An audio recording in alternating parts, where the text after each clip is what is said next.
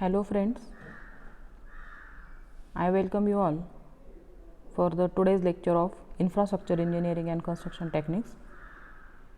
Today we are going to discuss the last point from this unit, that is modern development in railways.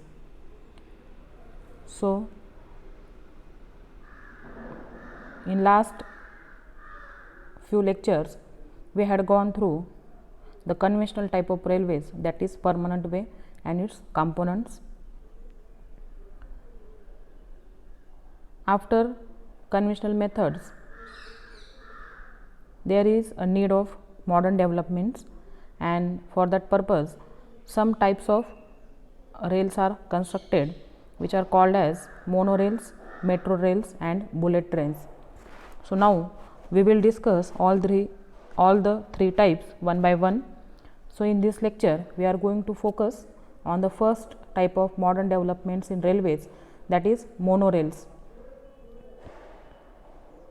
So under this we will see the introduction of monorail, the working principle, types along with the advantages and disadvantages of monorails. The development of automotive technology has given rise to a new class of monorail. Here we can see this is a monorail, as it is running on a single beam, therefore it is called as a monorail, and the construction of monorail is possible in congested area or where the space is very limited. The name implies single rail on which train transport system runs. Monorail is a unique mass system and it can be put up in any congested area. It provides ease of transportation as well as it connects arteries and veins of the city to each other. A monorail is a railway in which the track consists of a single rail or a beam. The term monorail is often used to describe any form of elevated rail or people mover. Basically, the working principle consists of the principle of magnetic levitation. So this magnetic levitation principle is popularly known as maglev technique. So here the first three words of magnetic and first three words of levitation word is taken, so it becomes maglev technique.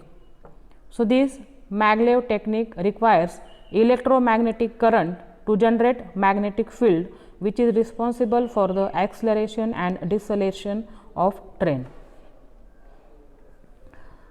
There are two types of systems of monorails.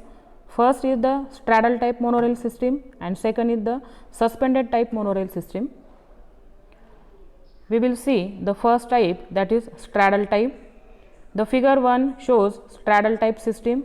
Here we can see this is a straddle type system, beams are there and this monorail is running on a single beam. These are the columns supporting. These are the columns which supports the beam on which the rail is running. Straddle type travels by straddling the track and its center of gravity is situated above the track. The construction period to deploy a monorail is far shorter than to build a subway. The construction costs are less expensive, that is roughly 1/3 for building a large monorail system and 1/6 for small scale monorail system. A small straddle type monorail system has a carrying capacity of 79 passengers per car, whereas the standard system is capable of carrying 100 passengers per car, and the large monorail system can carry up to 173 passengers per car. As these rails are running on a single beam above the beam, therefore it is called as a straddle type of monorail system. The second type is the suspended type. Comparing to conventional on the ground monorails, this suspended time takes less space.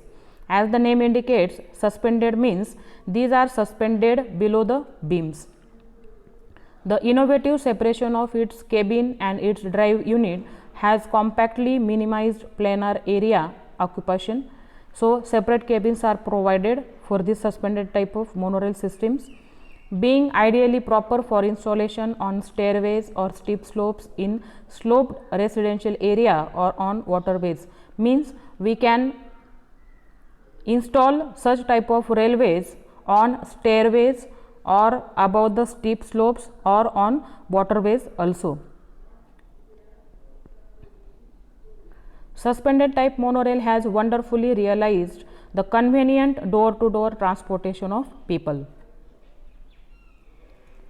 These are the various examples of monorail in India. The monorails are constructed at Mumbai, Delhi, Chennai and Kerala. Besides, discussions are going on for Odisha, Bangalore, Ahmedabad, Pune and other big cities also. Coming to the advantages of monorails, monorail can be built faster with less cost. Monorail consumes minimal space. As already we have discussed, monorails can be constructed in congested areas. It is an ideal mode of transportation for population less than 3 lakh. It is environmental friendly as it uses no carbon derived fuels. No risk of vehicles getting stuck in crossings as that of conventional systems. Monorails are practically silent while traveling and it contributes greener environment, and monorails regularly operates at 99.99% reliability. Though there are n number of advantages of monorails, it also have some disadvantages, as to replace a section of track the entire system needs to be shut down. Means if there is any problem in a one section of the track, in that case we have to shut down the entire system. The capacity to cost ratio is less, even though the per kilometer construction cost is less. In case of power failure or electricity failure, it cannot run. The next disadvantage is monorail tracks do not easily accommodate at grade intersections, and in an emergency, immediate exit is not possible. The biggest disadvantages cited in case of monorail is its limited passenger capacity. So, these are the various disadvantages of monorails. With this, we will stop here and continue in the next lecture with the next modern development in railways, that is metro rails. Thank you.